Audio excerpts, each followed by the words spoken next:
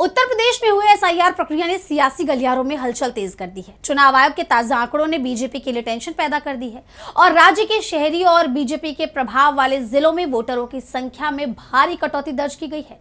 हैरानी की बात यह है कि जहां बीजेपी का कब्जा वहां 34% तक वोट कटे हैं, जबकि मुस्लिम बहुल इलाकों में ये कमी काफी कम है।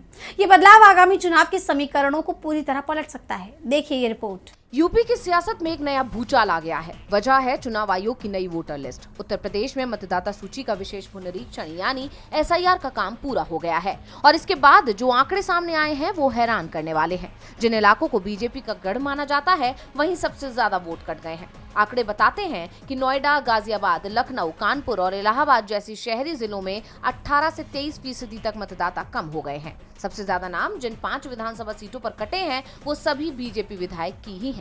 इनमें साहिबाबाद, नोएडा, लखनऊ उत्तर, आगरा कैंट और इलाहाबाद नॉर्थ शामिल हैं।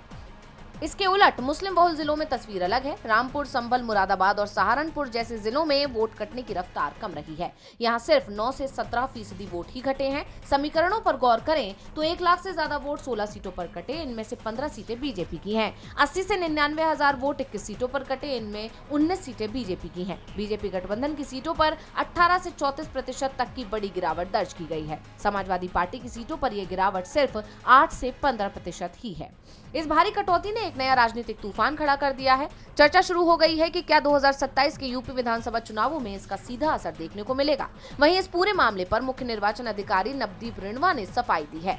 उन्होंने कहा, किसी का भी नाम बिना कानूनी प्रक्रिया के नहीं काटा गया है। राज्य में 84 लाख नए वोटर भी जुड़े हैं, जिससे कुल मतदाता अब 13 करोड़ 39 लाख हो गए हैं। जो लोग इस फैसले से असंतुष्ट हैं वो 15 दिन के अंदर जिलाधिकारी के पास पहली अपील कर सकते हैं। अब ये मामला किस तरफ जाता है, इस तब्दीली का चुनाव नतीजों पर कोई असर पड़ता है, ये तो आने वाले वक्त में ही पता चलेगा। डीवी लाइव की रिपोर्ट।